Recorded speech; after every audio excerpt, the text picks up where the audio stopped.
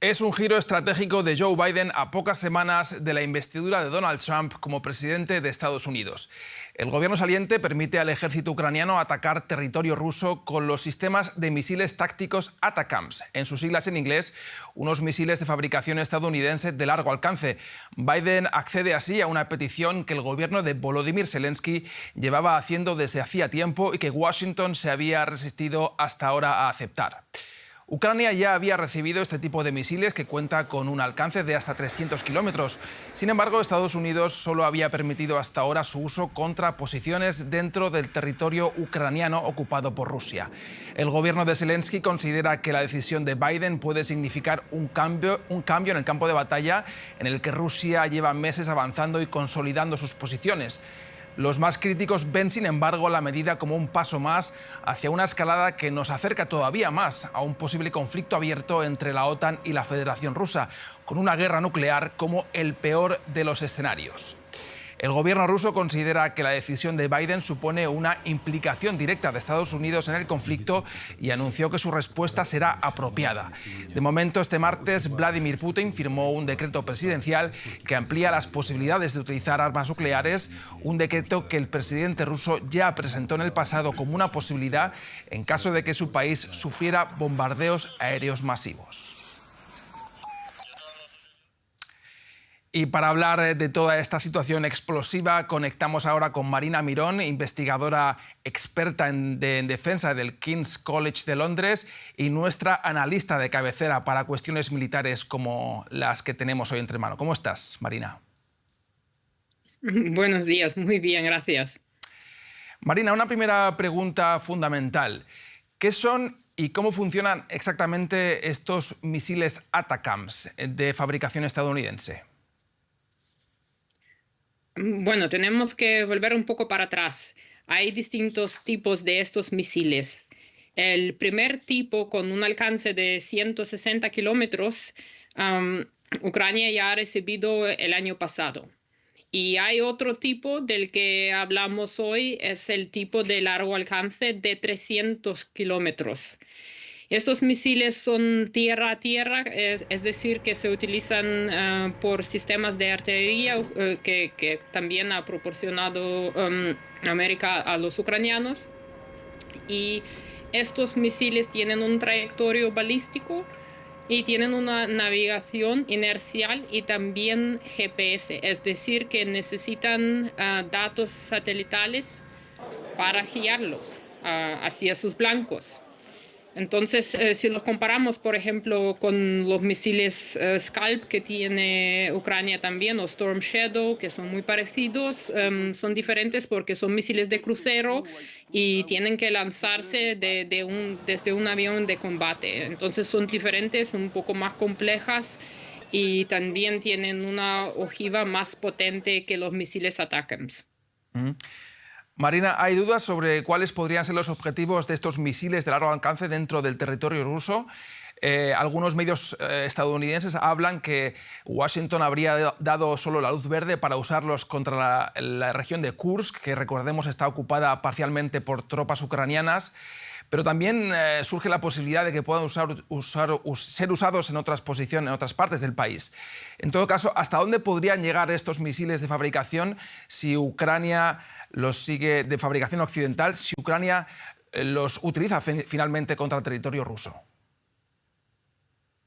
Bueno, tenemos que ver el mapa donde se encuentran las tropas rusas y entonces nos imaginamos que sí podrían llegar más allá de la región de Kursk, de Belgorod, pero el problema es que da igual, porque los rusos ya sabían que hay una posibilidad de que Ucrania llegará a usar estos misiles, incluso los misiles de Taurus, que tienen un alcance de 500 kilómetros, entonces ya se han preparado para mover todos objetos de importancia estratégica fuera del alcance. Es decir, que muchos medios también dicen que Ucrania quería parar los aviones, los Su-34, con bombas FAB, y eso no lo va a alcanzar porque los rusos ya se han preparado y además a lo mejor pusieron más sistemas de defensa aérea. Entonces, en cuanto a los blancos, no le quedan muchos blancos de importancia estratégica para el ejército ucraniano en cuanto al uso de esos misiles y además digamos así, depende también del número. Por ejemplo, un ataque combinado, como hemos visto este fin de semana, puede ser más efectivo, pero veremos a ver. Rusia, por ejemplo, utilizó sus misiles hipersónicos, utilizó calibre misiles, utilizó Iskander misiles, utilizó drones, 140 misiles y drones. ¿Y qué es lo que ha alcanzado?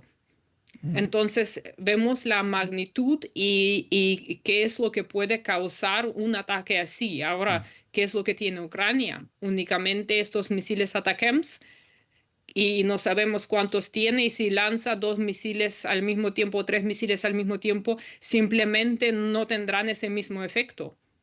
Tú acabas de mencionar la cuestión de las cifras. ¿Hay cálculos sobre cuántos de estos misiles tiene ya Ucrania en su haber y cuántos más podría recibir de Estados Unidos para hacer frente a los próximos meses de guerra? Bueno, ninguna de las fuentes menciona cifras concretas.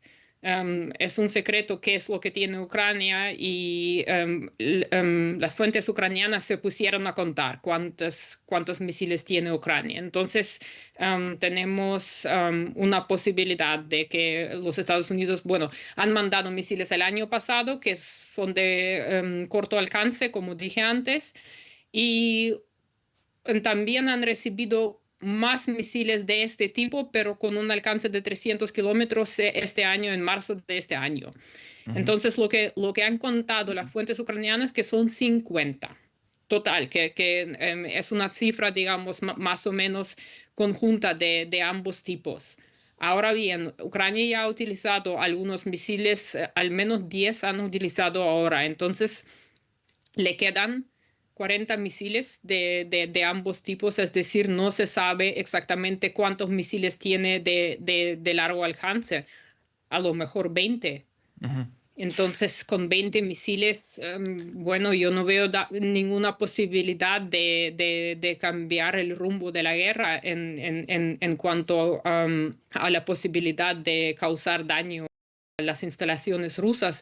Yo diría que han causado más daño con drones que pueden causar con estos misiles, porque los drones que llegaron incluso hasta Moscú, y estos misiles simplemente no tienen este alcance. Y además es más fácil defenderse de estos misiles, ya que Rusia ya tiene la experiencia que defenderse de los drones, porque las defensas aéreas no pueden detectar los drones, porque Una cifra... tienen una... Sí. ¿Sí? Sí, queda claro que es una cifra insuficiente para los objetivos que tiene Ucrania de darle un giro a la guerra. Otra cosa que llama la atención de la decisión de Biden es que hayan tenido que pasar 1000 días del inicio de la invasión para que tomase esta decisión, este cambio de decisión de permitir el uso de este tipo de armamento contra territorio ruso. ¿Por qué han pasado 1000 días hasta que el presidente Biden haya tomado esta decisión? Bueno, no sé si alguien ha contado, es decir, puede ser una coincidencia que toma esta decisión exactamente 1000 días después del comienzo, pero tenemos que tener en cuenta lo que ha pasado antes, es decir, un despliegue de tropas supuestamente por Corea del Norte y también un despliegue de sistemas de artillería de largo alcance, Hoksung, que llevan misiles de 170 milímetros, si no me equivoco, y también las elecciones o el resultado de las elecciones en los Estados Unidos. Y como ha ganado Trump y ya ha empezado de hablar de un alto fuego en Ucrania, entonces Biden o la administración de Biden ha entendido que Ucrania se encuentra en una posición bastante precaria porque todo el apoyo a Ucrania se puede terminar bien pronto. y Ucrania no se queda con nada. Los aliados europeos no tienen la capacidad de apoyar a Ucrania como lo apoyan los Estados Unidos. Por ejemplo, los misiles ATACMS vienen de Estados Unidos, fabricados por Lockheed Martin. Otro equipamiento viene de los Estados Unidos, es decir, los países europeos no tienen esa capacidad. Entonces, lo que están intentando hacer ahora es permitir todo lo que se puede hasta un cierto punto a Ucrania para que tiene, digamos, una mejor posición si se llegue a negociar con Rusia. Tú lo acabas de mencionar, el factor Trump. Te querría preguntar sobre la reacción de Rusia a este anuncio de Biden. El vocero del presidente Vladimir Putin dijo que la decisión de Washington supone un nuevo giro en la espiral de escalada y una mayor implicación de Estados Unidos en este conflicto. Y hoy Putin ha firmado un decreto presidencial que amplía los escenarios en los que su país podría usar armas nucleares. ¿Cuál crees que podría ser la respuesta y cómo interpretas tú sobre todo estas últimas decisiones o estos últimos mensajes o señales que envían el presidente ruso y Moscú? Bueno, tenemos que volver un poco para atrás. El año pasado, por ejemplo, los políticos rusos le han comentado a Putin que ya hubiese llegado el tiempo para cambiar la doctrina nuclear y para cambiar los escenarios, pero no estábamos a este punto.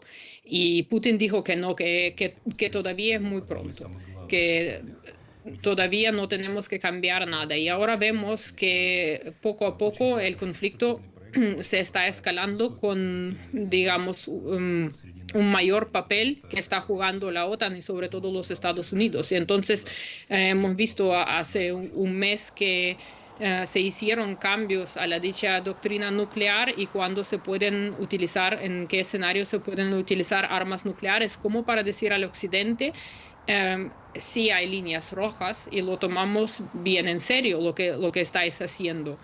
Y claro, desde el punto de vista de Rusia, Putin comentó cuando le preguntaron sobre una posible, o sea, eso ha sido antes de que se tomó esa decisión, cuál sería la respuesta de Rusia y cómo lo ve Rusia. Y él dijo bien claro que las Fuerzas Armadas ucranianas no tienen la capacidad de elegir blancos en el territorio ruso. Es decir, que la OTAN tiene que utilizar sus satélites militares para proporcionar los datos a los ucranianos.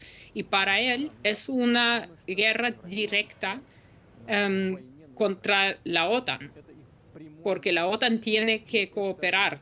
O sea, es como una especie de enabler en este caso.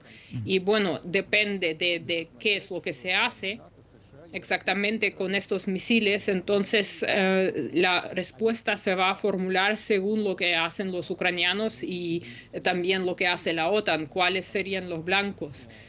Por ejemplo, descartamos que van a intentar atacar a Moscú. Entonces yo creo que tenemos que ver qué blancos se eligen en primer lugar. Y si nos acordamos, yo creo que ha sido en abril de este año, que Ucrania ya ha utilizado estos misiles en la península de Crimea.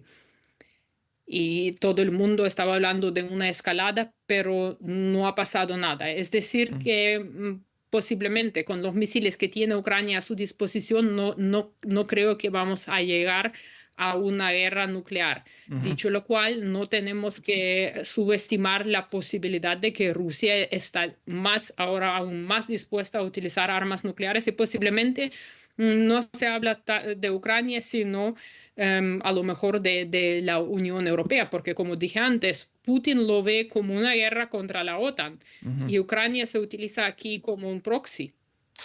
Eso... Te quería preguntar precisamente eso. Los críticos de la decisión de Biden dicen que nos acercan un poco más a un posible choque directo entre la OTAN y la Federación Rusa. Y el peor de los escenarios sería una posible guerra nuclear, un Armagedón nuclear, por decirlo abiertamente. ¿Tú crees realmente que la decisión de Biden sí nos acerca un poco más a ese escenario catastrofista que algunos dibujan en el horizonte? Bueno, hay que considerar varios escenarios de lo que podría pasar y como dije antes, no se puede descartar este escenario por completo. O sea, tenemos que prepararnos para todo porque realmente no sabemos, como dijo un político británico, si Putin todavía no ha utilizado armas nucleares, no quiere decir que no lo va a hacer. Y ahora bien, ¿qué es lo que tenemos? Ahora hablamos de los ataques que pueden ser utilizados en la región de Kursk. Imaginamos que se utilizan contra las tropas norcoreanas. Entonces ya tenemos un directo enfrentamiento entre los Estados Unidos y Corea del Norte. Y Kim Jong-un ya dijo que su ejército tiene que prepararse para una guerra. Ahora bien, ¿qué es lo que tiene Corea del Norte? Corea del Norte tiene misiles balísticos que pueden alcanzar el territorio estadounidense y también tiene un programa nuclear. Entonces tenemos un problema muy grande. Puede ser que esos misiles nucleares no se van a utilizar por Rusia, sino por un aliado de Rusia. También existe esa posibilidad. Por otro lado, Rusia tiene un convenio con Corea del Norte y puede proporcionarla con tecnologías militares y también con datos satelitales que Corea del Norte también necesita. Entonces, tenemos varios escenarios cómo podría escalar este conflicto y que no se nos olvida Irán que todavía tiene que responder al ataque israelí. También es un aliado de Rusia y también tiene una cierta potencia. Y si nos acordamos, hay tropas estadounidenses en el Medio Oriente, entonces hay muchas posibilidades de respuesta para Rusia sin involucrarse directamente, sino se puede responder a través de sus proxies y proporcionarles con armas. Los Houthis también, Ansar Allah en Yemen. Hay otra posibilidad. Entonces, Rusia tiene muchas posibilidades militares para responder de una manera asimétrica. Eso es lo que supongo yo, lo que va a suceder. Complicar las cosas en otro lugar del mundo. En todo caso, parece evidente que la guerra en Ucrania ha dejado de ser solamente una guerra que se circunscribe a las fronteras ucranianas o rusas, sino que se está convirtiendo en un conflicto de implicaciones globales. Vemos la implicación que tiene la decisión de Biden en Europa, mientras que Francia y Reino Unido parece que seguirán los pasos de Estados Unidos y permitirán que Ucrania use también sus misiles de largo alcance contra territorio ruso. Mientras tanto, el gobierno alemán de Olaf Scholz se sigue oponiendo siquiera a entregar misiles aire-tierra Taurus de producción alemana, que recordemos que tienen hasta 500 kilómetros de alcance. ¿A qué crees que responde esa cautela de Alemania? Tal vez sea el país que más preocupado está por un posible escenario de guerra abierta entre la OTAN y Rusia. Bueno, yo creo que por un lado tiene una memoria histórica y además por su posición geográfica, digamos, los misiles de Rusia. Yo creo que Scholz lo entiende perfectamente, que hay un riesgo de una escalada nuclear. Entonces, la disuasión de Putin sí que funciona. Por otro lado, son misiles nuevos, los Taurus, y son misiles bastante caros. Y Alemania no tiene tantos, tiene como unos 300 misiles Taurus. Entonces, por un lado, hay un miedo de que, bueno, con qué exactamente se queda Alemania, porque ahora bien, si Rusia llega a defenderse de esos misiles, entonces ya no valdrán para nada lo que pasó, por ejemplo, con Excalibur en Ucrania. Rusia ha utilizado sus sistemas de guerra electrónica y, bueno, se ha adaptado y han perdido, digamos, su valor táctico. Lo mismo podría ocurrir con los misiles de Taurus y Alemania no va a recibir otros misiles hasta 2050. Y además, como digo, es una cuestión política, una cuestión de escalada. ¿Cuántos misiles se pueden proporcionar a Ucrania? ¿Quién lo paga? ¿Y cómo se van a utilizar? Los pilotos de caza no son entrenados para esto. Es decir, que tiene que tener aviones o los aviones de combate que tiene Ucrania tienen que ser adaptados a esos misiles. O sea, es muy complejo. Es una misión bastante específica. Por ejemplo, los F-16 ahora se están utilizando para apoyar los sistemas de defensa aérea, pero no se están utilizando en otros papeles porque hay una falta de entrenamiento. Una última pregunta, Marina, te quería hacer y era al respecto de la vía diplomática. Sabemos que Scholz habló por teléfono con Putin por primera vez en casi 2 años la semana pasada. ¿Crees que se puede mantener esta vía diplomática abierta entre Berlín y Moscú pese a la decisión tomada por Biden de permitir atacar a Ucrania, territorio ruso, con sus misiles? Te pido brevedad si es posible. No, aún no se sabe lo que en esta llamada. Se ha especulado mucho y Putin dijo que los líderes europeos le han llamado mucho en los primeros meses de la guerra, pero él no quería contestarles. Ahora se vio dispuesto a hablar con Scholz. Es decir, que sí hay una manera de abrir una vía diplomática, pero el problema es a qué resultado se llega. Y claro, esta llamada va en contra de la política de los Estados Unidos. Entonces se ve que los aliados no se pueden poner de acuerdo. No hay un consenso cómo proceder con esta guerra. Y eso es lo que se puede explotar por parte de Rusia, por supuesto. Nos encontramos ante una situación impredecible, explosiva. Veremos cómo evoluciona las próximas semanas. Como siempre, muchas gracias a Marina Mirón por los análisis, nuestra analista de cabecera en cuestiones militares. Seguro que tendremos futuras ocasiones para volver a debatir al respecto. Muchas gracias, ha sido un placer.